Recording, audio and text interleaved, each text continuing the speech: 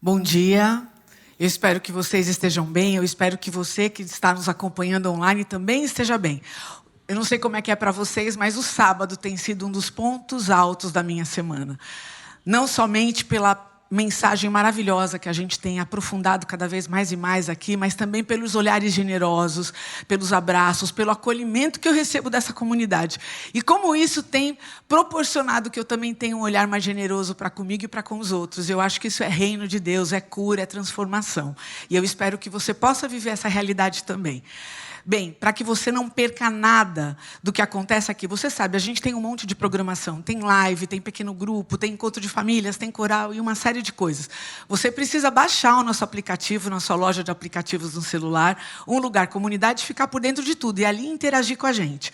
Existe também um canal agora no WhatsApp, que você pode procurar diretamente no WhatsApp ou lá no Instagram, tem um link e você consegue acionar esse canal e ficar por dentro de tudo o que acontece por aqui. E importante, compartilhe tudo aquilo que é bom, tudo aquilo que te faz bem com outras pessoas, para que a gente possa abençoar mais pessoas também. Não perca nada da comunidade. E comece o seu dia inspiradoramente, espiritualmente, com as nossas reflexões sobre Salmos. Então, a gente conta com você para que você nos siga nas plataformas e interaja com todos esses canais.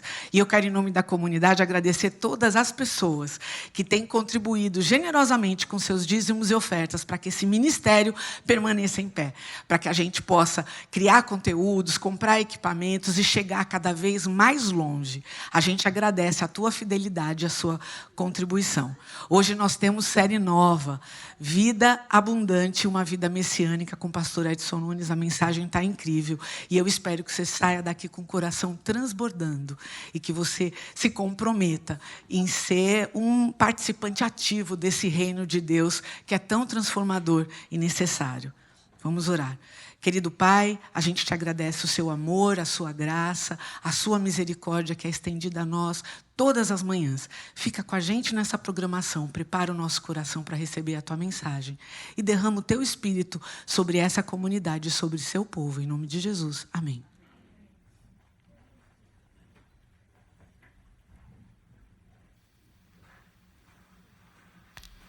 Bem-aventurado é aquele que crê que a lei de Deus é perfeita e é maravilhosa, mas que a graça e a salvação vêm somente por intermédio de Jesus Cristo.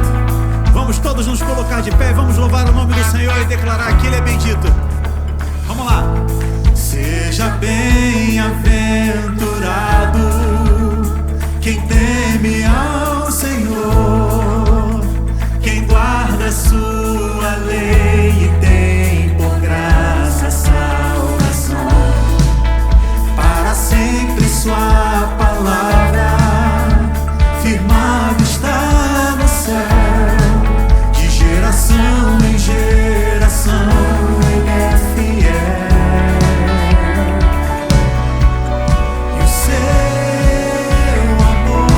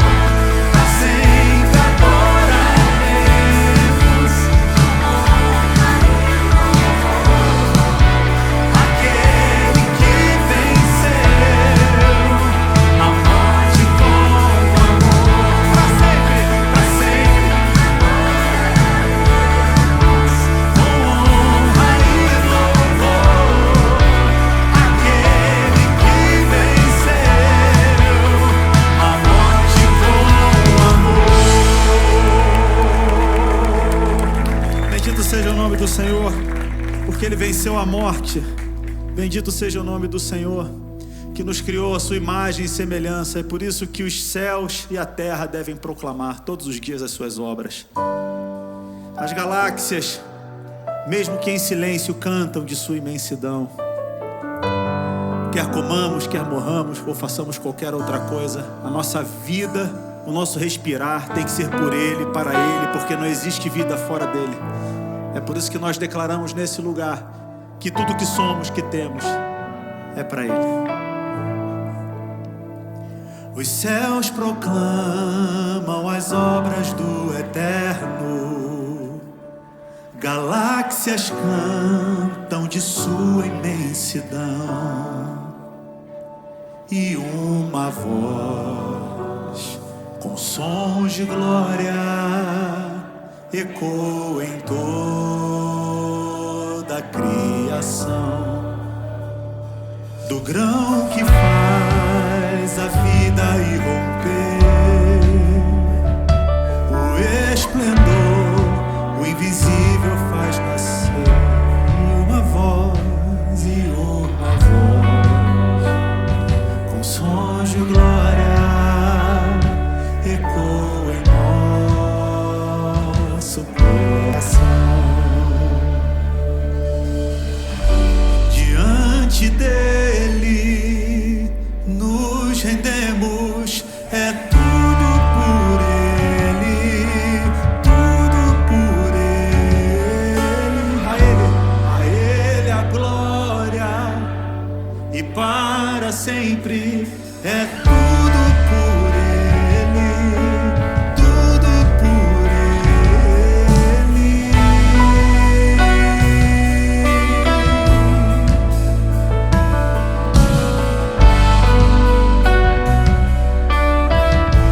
Seguiremos todos juntos em oração e na palavra seguiremos. Somos um só corpo, em um só corpo, rendido a Senhor. E nossa voz, com sons de glória, irá romper a escuridão. Diante dele nos rendemos, é tudo por ele, tudo por ele. A ele a glória, e para sempre é tudo por ele, tudo por ele.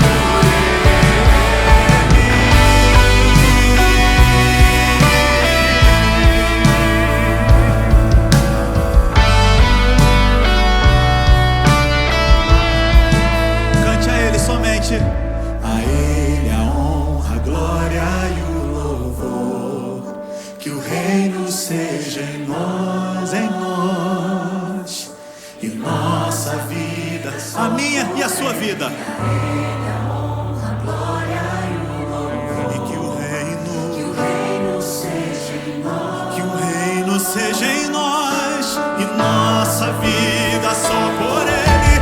A Ele a honra, a glória e o louvor.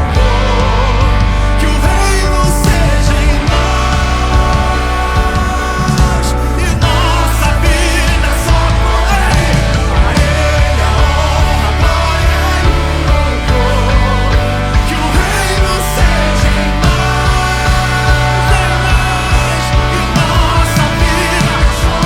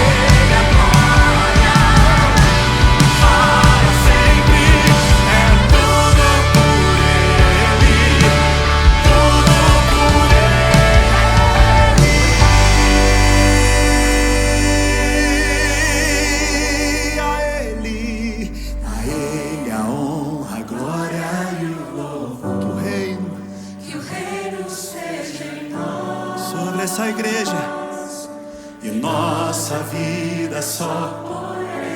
A Ele a honra, a glória e o louvor. Que essa igreja e seja em nós e nossa, só por Ele, só por Ele, tudo por Ele, para a glória dEle, para a glória daquele que nos amou primeiro, para a glória daquele que nos amou antes mesmo que nós pudéssemos existir ou expressar qualquer coisa que fosse minimamente genuína, para a glória daquele que me encontrou e te encontrou na estrada da vida, para a glória daquele que fitou os olhos em nós quando nós ainda voltávamos para casa e que devolveu dignidade antes mesmo de nós chegarmos até Ele, para a glória daquele que olha para mim e diz: você é a menina dos meus olhos, ninguém pode tocar em você, você é amado, querido, desejado por Deus. É para a glória dele. Se você se sente esquecido, quem sabe deixado para trás, sequestraram tua paz, pode ser que não reconheçam teu jeito de amar, a tua cor, tua origem, teu valor. Saiba que tua dor não foge aos olhos de quem te amou primeiro. Ouça bem, teu valor está no que Ele diz a teu respeito.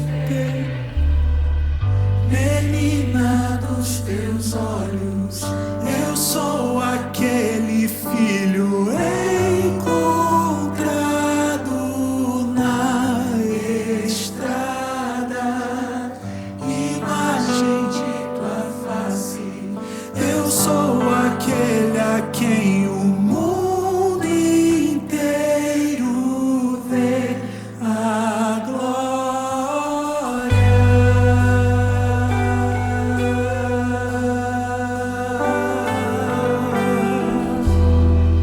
Enquanto você andava e se sentia sozinho, invisível, Ele te viu, Ele te viu. Se você se sente invisível nas ruas e bares onde vai, tudo passa devagar. Se você grita em silêncio e já não consegue mais dormir, está cansado de fingir. Mas ouça bem, saiba que tua dor não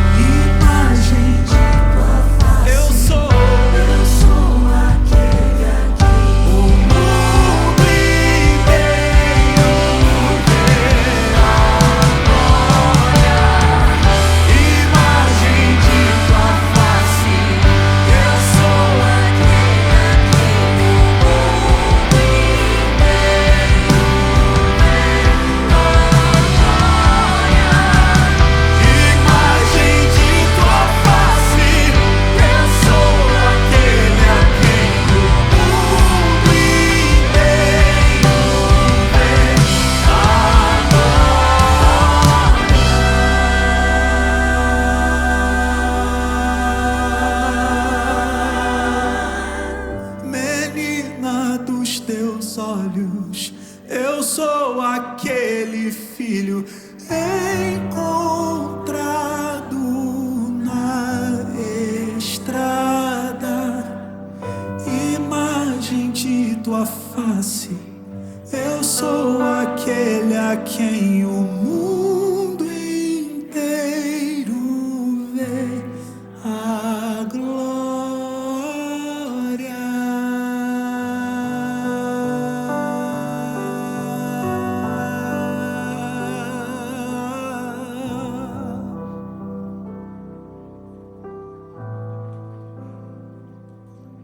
Eterno nosso Pai, nosso Rei, muito obrigado por mais uma oportunidade de estarmos aqui diante de Ti, uns com os outros.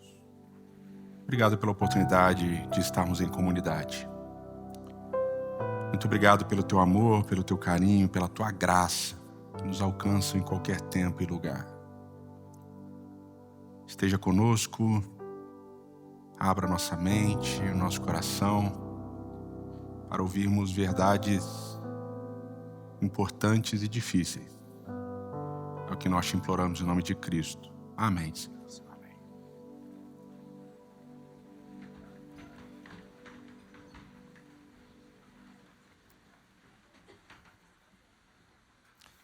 Bom dia, bom sábado. É um prazer receber vocês aqui na comunidade, aqui no Shopping Pátio de Higienópolis, no Teatro UOL. E é um prazer receber você também, não sei onde você está, mas é um prazer receber você com a gente para passar esses momentos que se seguem.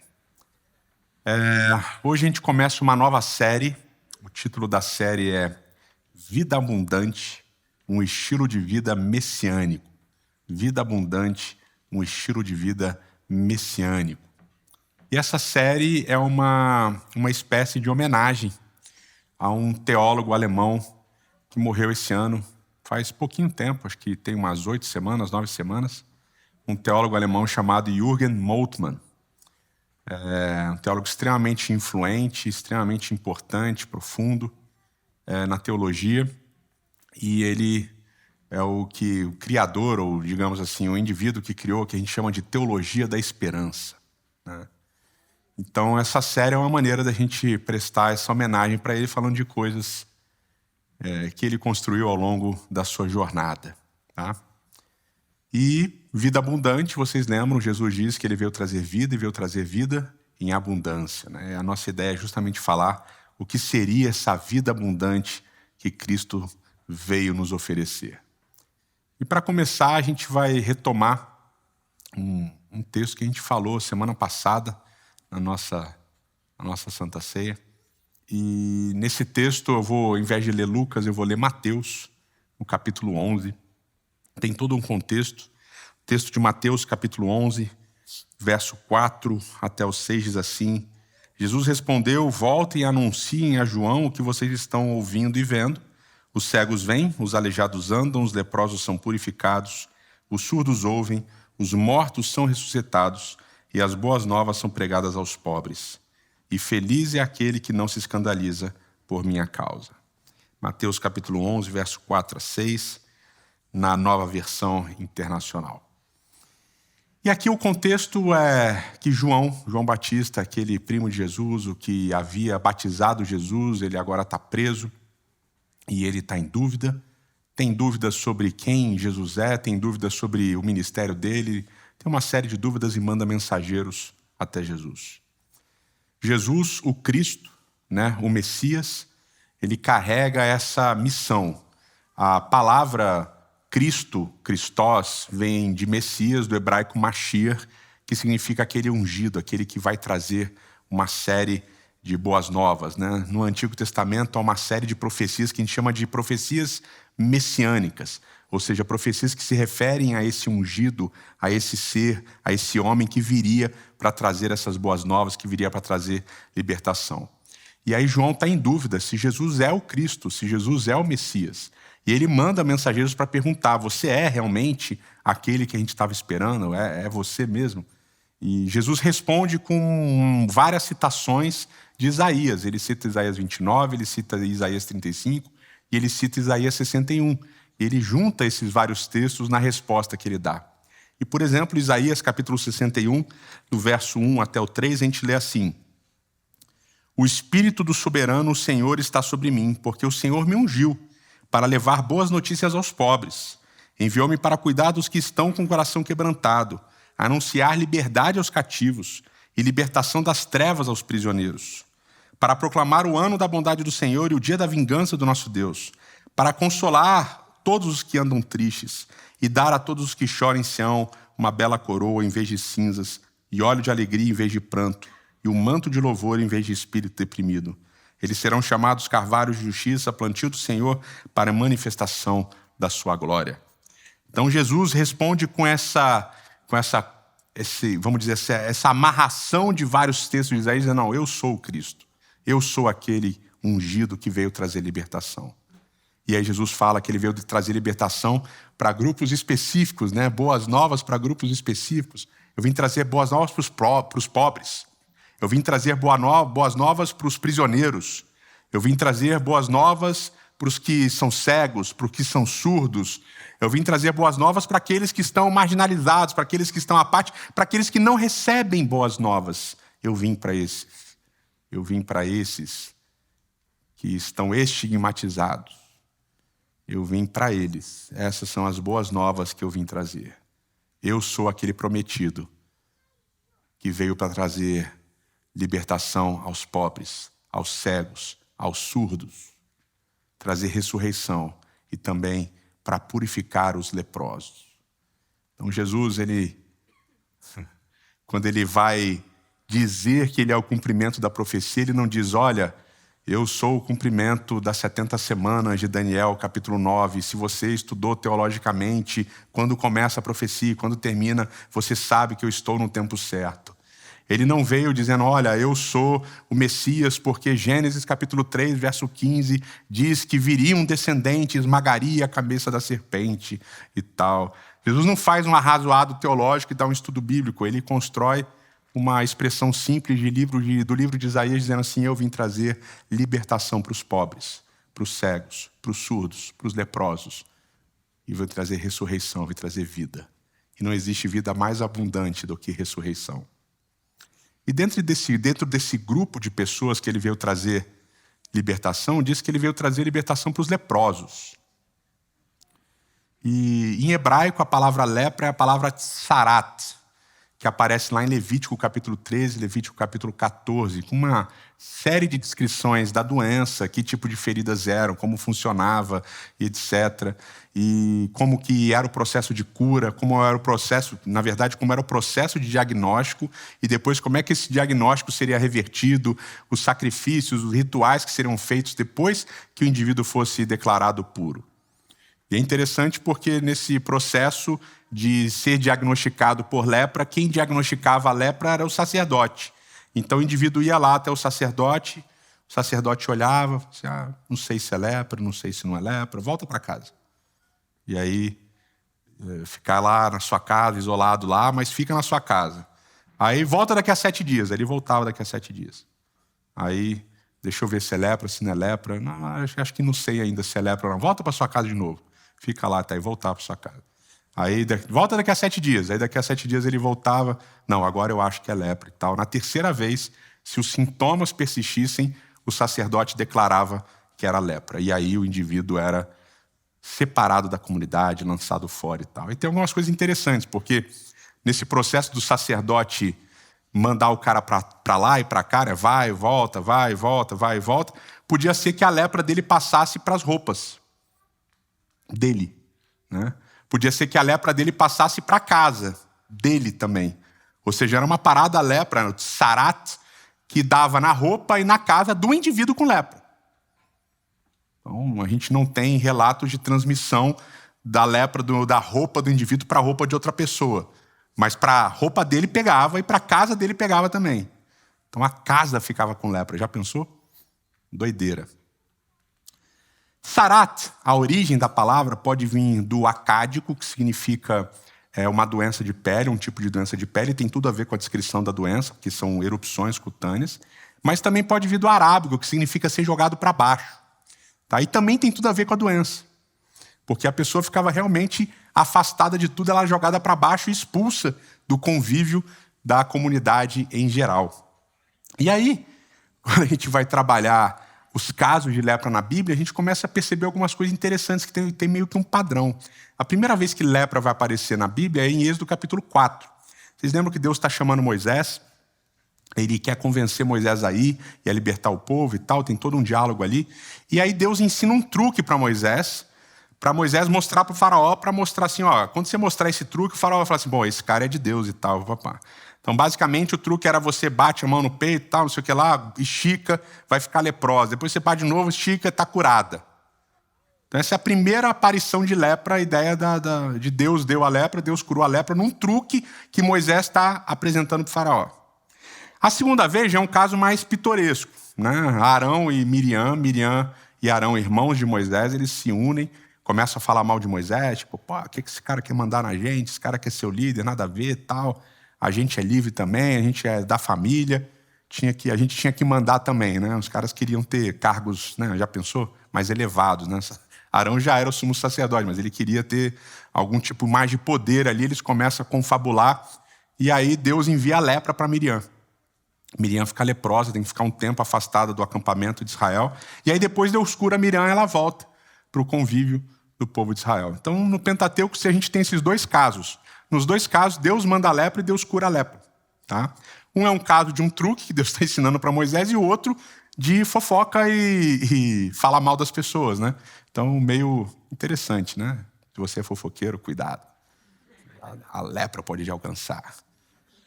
Bom, depois do Pentateuco, a gente tem a lepra vai aparecer no Antigo Testamento em 3 textos. Tá? Segunda parte de Reis, no capítulo 4, a gente tem a história de Naamã. E a história de Naamã é curiosa. Me lembraram que na história de Naamã aparece também a lepra para Geazi. Né? Então, tem 2 histórias de lepra em um capítulo lá, que é a história de Naamã. Naamã não aparece por que ele tinha lepra. Tá? Simplesmente ele já aparece com lepra. E aí tem toda a história, ele vai visitar lá o profeta de Deus, etc. e tal, aí vai no rio, toma o banho lá do rio 7 vezes e ele é curado. Então não aparece a causa da lepra, mas aparece a causa da cura e é Deus. E aí depois Geazi fica leproso também, não aparece a cura de Geazi, mas a causa da lepra foi Deus que mandou a lepra, porque ele mentiu lá, escondeu os presentes que ele foi pegar de Naamã. Então, nesse capítulo, 2 histórias, uma não tem a causa, mas tem a cura, é Deus. Outra não tem a cura, mas tem a causa, e a causa é Deus. Beleza? Depois tem, na segunda parte de Reis também, capítulo 7, tem uma história estranha. Israel está em guerra, e aí eles estão com muito medo, porque o exército assírio é muito grande, muito forte, muito poderoso, e vai destruir eles e tal, papapá. E aí eles estão se preparando para a morte, e aí de repente chegam 4 leprosos para dizer que o exército assírio fugiu. Porque esses leprosos estavam afastados do povo, morando em outro lugar, na floresta, sei lá onde. E aí eles vão, sei lá, pegar comida, pegar coisas num acampamento assírio, porque eles estavam passando fome, necessidade. E aí chegam lá e eles veem que o exército fugiu e eles vão avisar. Eles primeiro se banqueteiam, né? Eles comem e tal. E aí depois eles vão avisar o povo de Israel. Falam assim, ó, pessoal, a galera sumiu. Mas aí ninguém acredita em 4 leprosos, né? E aí eles mandam lá para verificar se o exército... Eles acham que é uma tática, né? Os assírios se esconderam na floresta. Quando a gente for lá para o acampamento deles, a gente vai ser morto. Então tem esses 4 leprosos aí nessa história. Não tem a causa da lepra deles e nem tem a cura. Tá? E a gente tem a última vez que aparece lepra, que é também na segunda parte do livro de Reis, no capítulo 15. Tem um rei, o rei chama Azarias. Azarias, Deus fala para Azarias, olha, vai lá, tira os ídolos, tira a adoração pagã e tudo, traz o povo de volta para a lei, e Azarias ignora, Azarias deixa tudo lá como está, e aí Deus envia a lepra para Azarias.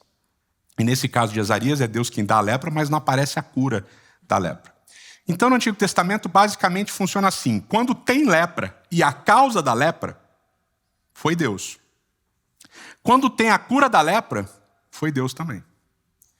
O que a gente pode concluir nessa, vamos dizer assim, teologia da lepra, é que a lepra é mais do que uma doença do corpo, física. Ela é uma doença espiritual. Porque sempre que tem causa, a causa é Deus, e sempre que tem cura, a cura é Deus. Entenderam? Pegaram esse processo? E basicamente, quem vai determinar se tem lepra é o sacerdote, E quem vai determinar se a lepra foi purificada, e a terminologia usada é justamente de impuro e puro, ou seja, uma nomenclatura ritual que tem a ver com o santuário, que tem a ver com a adoração, que tem a ver com o relacionamento com Deus, portanto espiritual, também é o sacerdote. Esse sacerdote é chamado Kohen Hametaher. Tá? Isso aparece lá em Levítico capítulo 14. Então esse sacerdote purificador é aquele que vai purificar a lepra. E aí Jesus fala que ele está curando leprosos, que ele está purificando leprosos. Ou seja, Jesus diz, eu sou o sacerdote purificador. Jesus está assumindo para ele esse título de um sacerdote purificador. E essa é a força de Jesus dizer, os leprosos estão sendo purificados.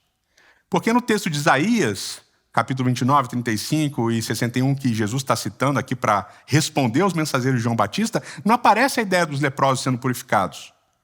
Então Jesus está colocando, além dos pobres, dos cegos, dos surdos, os leprosos.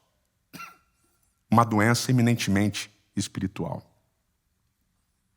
A causa quando tem é Deus, a cura quando tem é Deus.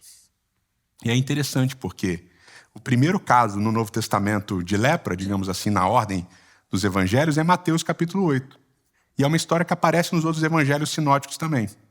Um indivíduo leproso se embrenha pelo meio da multidão e ele fala, Jesus, me purifica. E Jesus fala, você está purificado. Vai e se apresenta ao sacerdote. Jesus purifica. A linguagem é a linguagem de purificação. Jesus é o sacerdote purificador. Ele não só cura da doença, ele purifica. E ele envia o indivíduo de volta ao sacerdote para que esse indivíduo seja restaurado. À adoração, ao convívio comunitário e assim por diante. Ele reconcilia com Deus e ele reconcilia com o próximo. E o segundo caso também é uma história muito famosa. Aqueles que cresceram em um ambiente religioso ouviram essa história quando eram crianças ainda. Jesus está andando, peregrinando pela região lá, Galiléia, na divisa da Galiléia com Samaria e tal, e aí tem um grupo de 10 leprosos. Só que esses, eles não se aventuram a chegar próximos. Eles não chegam próximos de Jesus, eles falam de longe. Eles de longe dizem assim, Jesus, Senhor, tem misericórdia de nós. De longe. E aqui Eléu, né? Em grego Eléu, que aí na Septuaginta é usada muitas vezes a palavra Hanan. Eléu é a tradução de Hanan, ou seja, tem misericórdia, tem graça de nós, age com graça para conosco. E aí Jesus fala, tá bom, podem ir. Vão para o sacerdote e se apresentem. E aí diz o texto, que eu acho maravilhoso, que enquanto eles iam, eles foram purificados. Ou seja, quando Jesus fala, vão, eles olharam, ainda estava leproso. Mas enquanto eles iam indo, eles foram purificados. E aí vocês lembram da história dos 10 que foram purificados, se apresentaram ao sacerdote.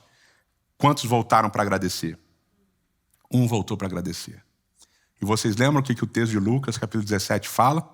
Que esse um que voltou era samaritano. Quem eram os samaritanos? Vocês lembram? Já falamos sobre isso. Na tradição judaica da época, em alguns textos rabínicos, os samaritanos eram chamados de filhos do demônio.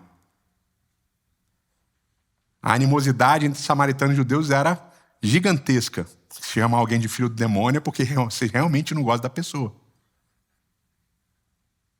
O samaritano volta para agradecer. Dos 10 leprosos, um volta. Quem que eram esses leprosos? Os leprosos eram pessoas estigmatizadas pela sociedade. Pessoas rotuladas pela sociedade. Pessoas afastadas do convívio social. Pessoas que carregavam um peso de ter uma doença que todo mundo sabia que não era só uma doença física. Era espiritual também. Eram pessoas que existia dentro da Torá de Moisés 2 capítulos inteiros falando sobre a doença delas e legislando sobre a doença delas. 2 capítulos inteiros. E aí, quando esses leprosos chegam até Jesus, Jesus cura, purifica esses leprosos, como é que Jesus faz? Ó, vem aqui, você é leproso, né? Você é filho de quem? Qual é a sua tribo? O que você fez? Qual foi seu pecado? Tem um pecado escondido aí, né? Deve ter alguma coisa que você fez aí que você tem que contar para ser curado. O que você pensa sobre as doutrinas? O que você pensa teologicamente sobre o Filho de Deus? Jesus não sentou com ele e fez um questionário teológico, filosófico, ou um questionário de moral e costumes, para saber por que aquele indivíduo estava com lepra. O que Jesus fez? Purificou, curou e mandou. Ainda falou assim, vai indo, que eu vou curando enquanto você vai. E os 10 foram indo enquanto iam sendo curados. Não teve uma discussão sobre o passado. Olha, você pecou assim, se arrepende, tem arrependimento verdadeiro, genuíno. Como é que é?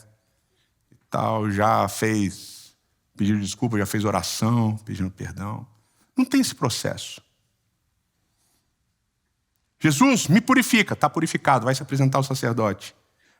Senhor, filho de Davi, tem misericórdia de nós. Pode ir indo se apresentar ao sacerdote, que enquanto vocês vão, eu já vou curando.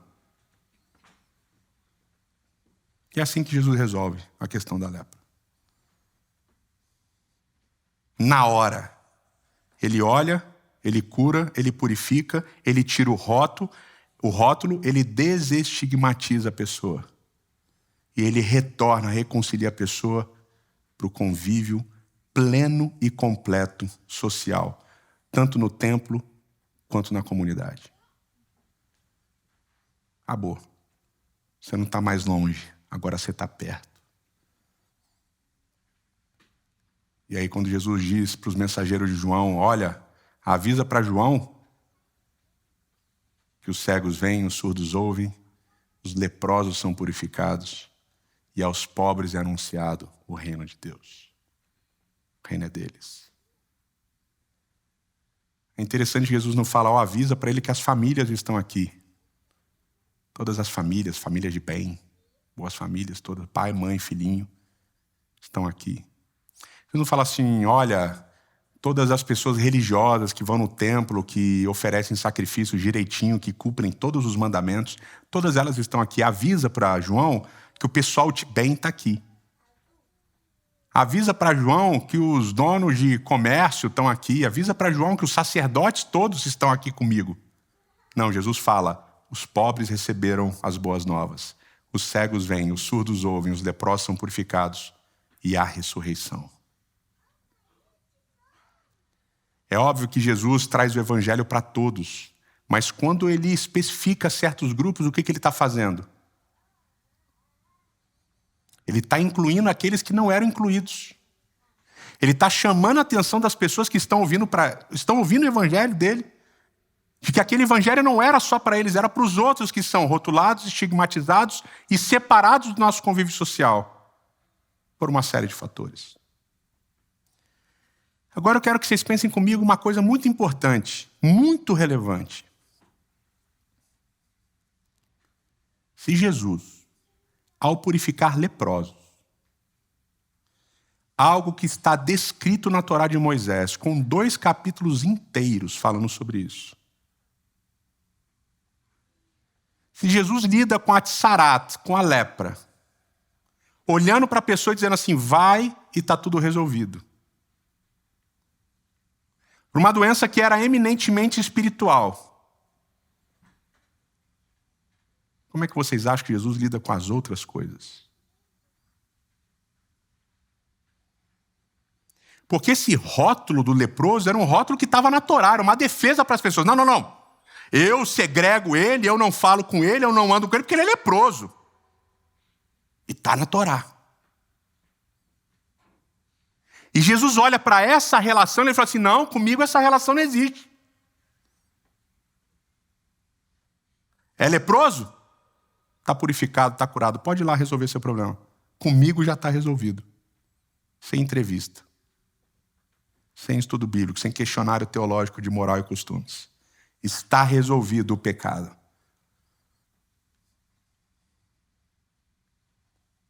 Se Jesus faz isso com o que está descrito, imagina com aquilo que não está descrito e que nós assumimos como um comportamento nocivo, uma ideia nociva. Imagina com aquilo que nós colocamos rótulos, com aquilo que nós colocamos estigmas. com aquilo que nós jogamos para pessoas como pecado. Se aqueles que estavam afastados do convívio por causa da lei que Deus deu a Moisés foram 100% reintegrados, 100% incluídos, 100% desestigmatizados, automaticamente. Imagina com aquelas coisas que nós criamos, que nós usamos, que nós construímos e que nem na Bíblia estão.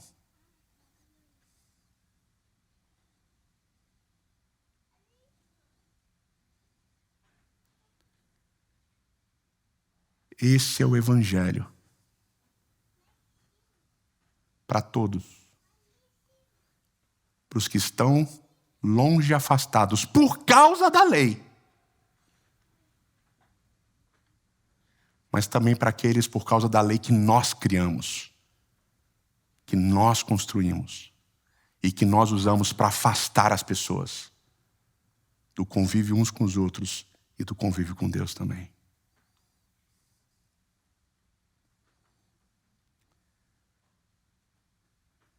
Quando a gente lê 2 Coríntios, capítulo 5, quando Paulo fala, olha, vocês são embaixadores, vocês são ministros da reconciliação. Quando nós lemos a primeira carta de Pedro, capítulo 2, vocês são sacerdócio. É um sacerdócio de todos os santos. Vocês todos são sacerdotes. Quando a gente conecta isso com aquilo que Jesus viveu, com esse estilo de vida messiânico, esse estilo de vida cristocêntrico, como é que deveria ser a vida individual e coletiva de um grupo que segue o Messias? Promover cura, promover libertação, promover restauração, desestigmatização, desrotulação, promover reconciliação plena e completa automaticamente.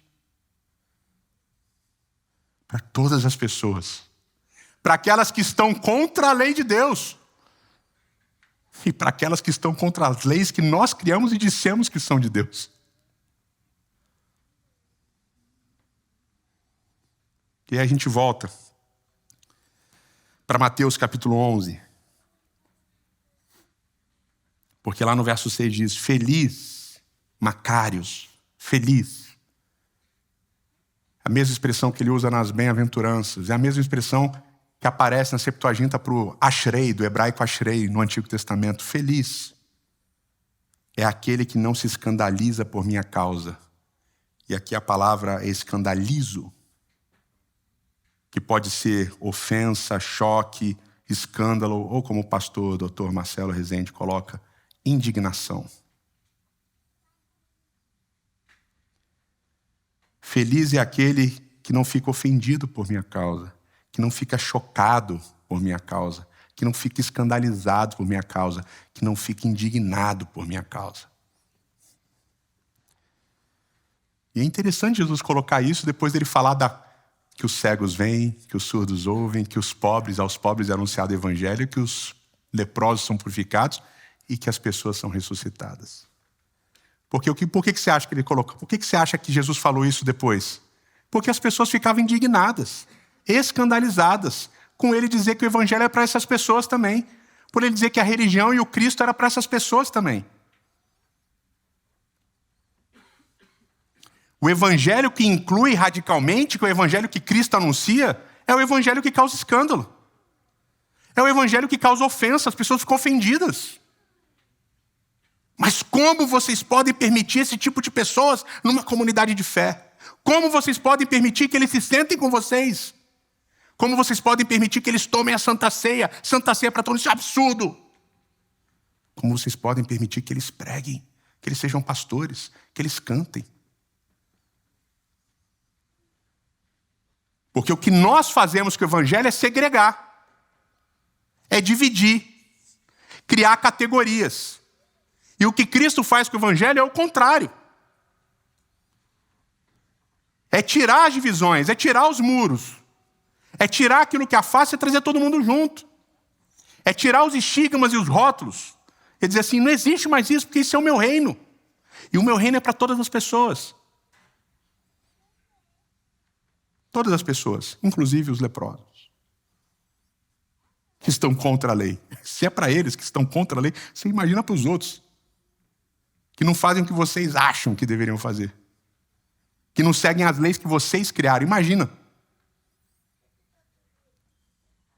E esse evangelho, meus queridos, é o evangelho que escandaliza, que ofende as pessoas, que causa indignação, as pessoas ficam indignadas. E as pessoas reclamam. E as pessoas mandam mensagens raivosas e odiosas na internet. Isso é um absurdo. Estou indignado.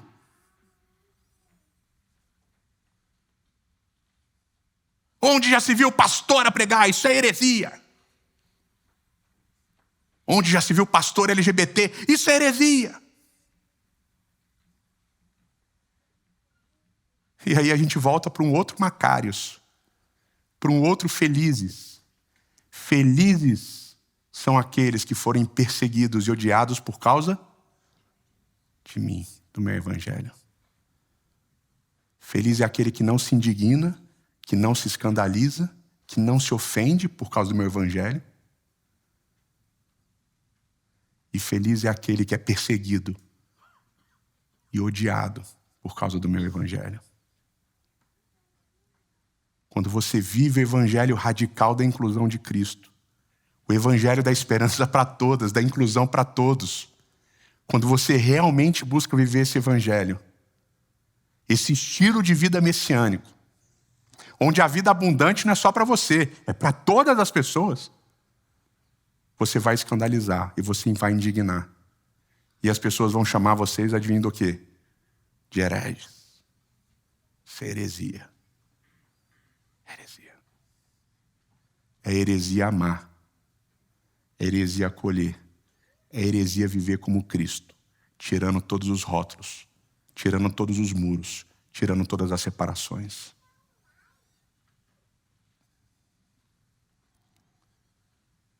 O escândalo do evangelho do amor é viver a heresia do amor. Porque é assim que o amor vai ser taxado, como heresia. Mas esse é o reino que Cristo anuncia. Eterno nosso Pai e nosso Rei,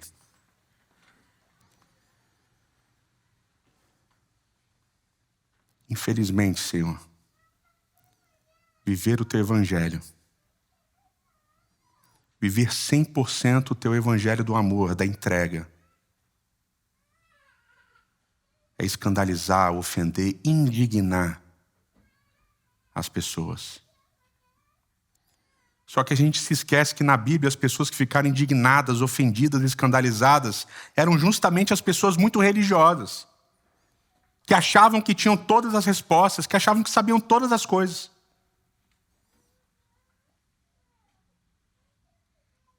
Senhor, nos ajude a não sermos como comunidade, escandalizados e ofendidos, indignados, por buscarmos viver plenamente o amor. E, Senhor, nos ajude como comunidade, como indivíduos e comunidades, ao sermos perseguidos, ao sermos odiados, por causa desse evangelho que inclui e que abraça todas as pessoas. Não importando qualquer coisa, nos ajude a sermos felizes quando assim acontecer. Que o nosso estilo de vida seja o estilo de vida de Cristo Jesus, do nosso Messias. Que, Senhor, possamos viver plenamente esse amor hoje, até que Cristo volte, é o que nós te imploramos. Amém.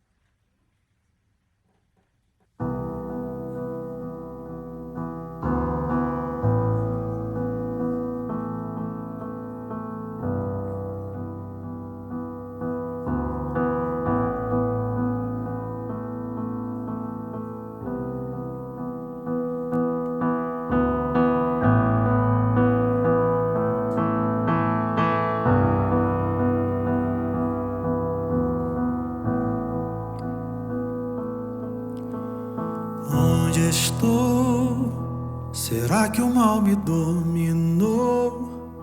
Será que eu me tornei como os vilões que eu tanto criticava e os fariseus que eu tanto odiava?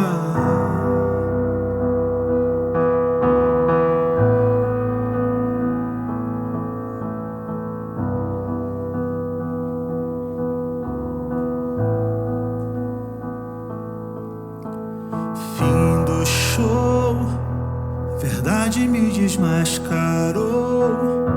Tentei deixar pra lá, mas meu pecado é mais que um momento. É a vida inteira contra o mandamento. Desamor, milhões de obras sem valor. Eu não consigo amar quem não enxerga a vida como eu vejo, quem não entende a Bíblia como eu leio. Um outro Deus eu criei, tão cruel, a imagem do meu eu. A fé vira faca sem amor, a lei vira laço sem amor. Como ter a Deus sem ter amor, se Ele é amor? Verdade é vaidade sem amor, palavra é só palha sem amor. O que é incompleto passará, mas o amor para sempre permanecerá. Fim do show, herege que não crê no amor. Eu faço orações pra expulsar demônios em teu nome, e os pecadores que morram de fome. Vem, amor, me abraçar, quebrar meu ego, fazer-me enxergar que a fé vira faca sem amor, a lei vira laço sem amor. Como ter a Deus sem ter amor, se Ele é amor? Verdade é vaidade sem amor, palavra é só palha sem amor. O que é incompleto passará, mas o amor para sempre permanecerá.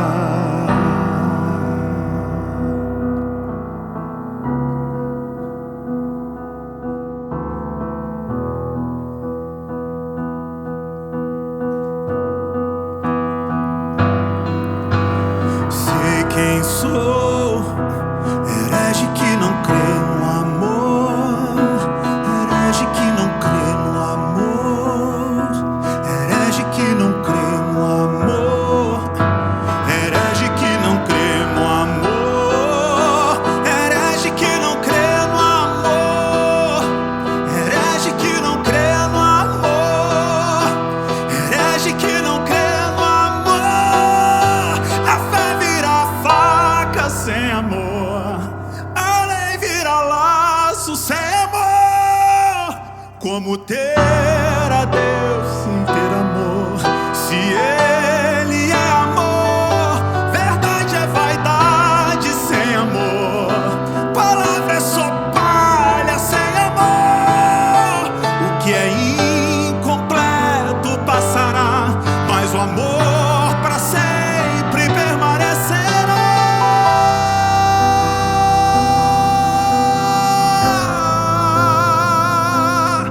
E o que é incompleto passará, mas o amor para sempre permanecerá.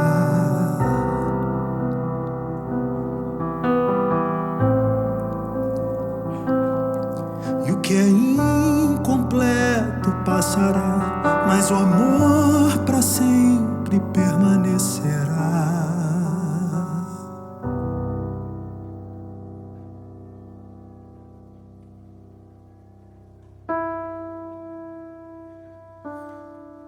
O Senhor te abençoe e te guarde. O Senhor faça brilhar o seu rosto sobre ti e tenha misericórdia de ti. Que o Senhor sobre ti levante seu rosto e te dê a paz. Amém. Um abraço, até semana que vem.